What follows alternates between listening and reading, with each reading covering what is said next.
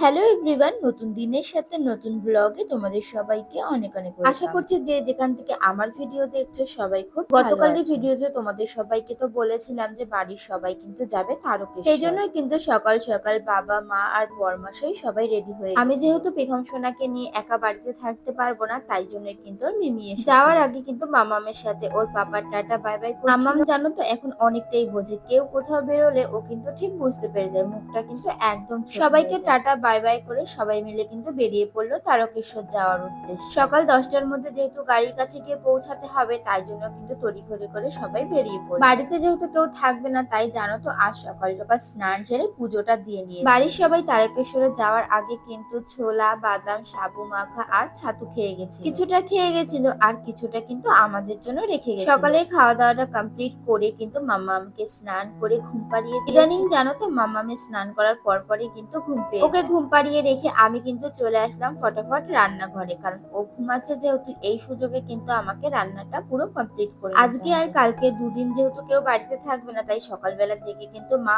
অনেকটা মাছ রেখে দিয়েছে। আজকে যেহেতু দুজনের রান্নাই করব, তাই জন্য কিন্তু 4 পিস মাছই নিয়েছি রান্না করব। বোনকে কিন্তু জিজ্ঞাসা করেছিলাম যে রুই মাছটা কিভাবে রান্না করব, আলু দিয়ে ঝোল করব নাকি মাছের কালিয়া করব। ও কিন্তু বললো আমরা যেহেতু দুজনেই খাবো, তাই মাছের কালিয়াটা করলেই কিন্তু ভালো। সবজি রান্না করতে যেহেতু অনেকটাই সময় লেগে যাবে, তাই ভাবলাম আজকে একটা বেগুন পোড়া দিই। সবকিছু ভালো করে দিয়ে যদি বেগুন পোড়াটা মাখা হয় তাহলে খেতে কিন্তু অনেকটাই টেস্টি। রান্না করতে করতে কিন্তু এইদিকে মামামের খাবারটাও বানানো হয়ে গেছে। স্নান করানোর পরপরই যেহেতু ওর ঘুম পেয়ে যায়, তাই জন্য ওই টাইমটাই কিন্তু ওকে আমি আর খাওয়াই। চোখে ঘুম থাকলে বাচ্চারা কিন্তু একদমই খেতে চায় না। 1টা 1:30 নাগাদ যেহেতু মামাম ঘুম থেকে উঠে যায়, তাই ওই টাইমটার দিকে কিন্তু আমি ওকে খাই। রুই মাছটার মধ্যে যেহেতু ডিম হয়েছিল, তাই ডিমের বড়া বেগুন পোড়া আর রুই মাছের কালিয়া করেছি। 3টে 3:30টার দিকে কিন্তু মাম্মামকে আমি আপেল খাওয়াই। এক এক সময় কিন্তু মাম্মামকে এক এক রকমের ফল দিই। আজকে যেমন আপেল দিচ্ছি, আবার কোনো দিন লেবু দিই।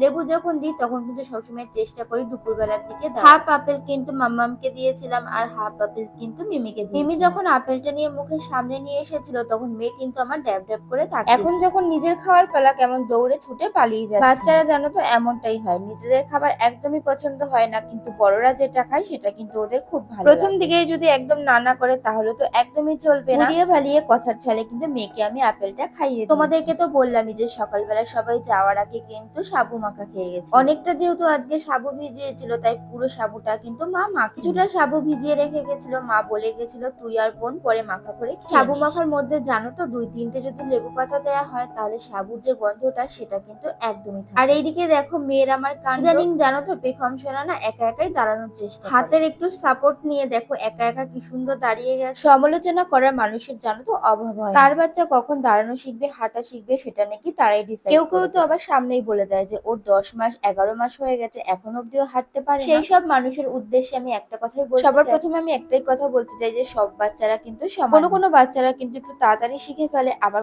কোনো বাচ্চাদের কিন্তু একটু দেরি। তার মানে এই নয় তাদের কোনো সমস্যা আছে।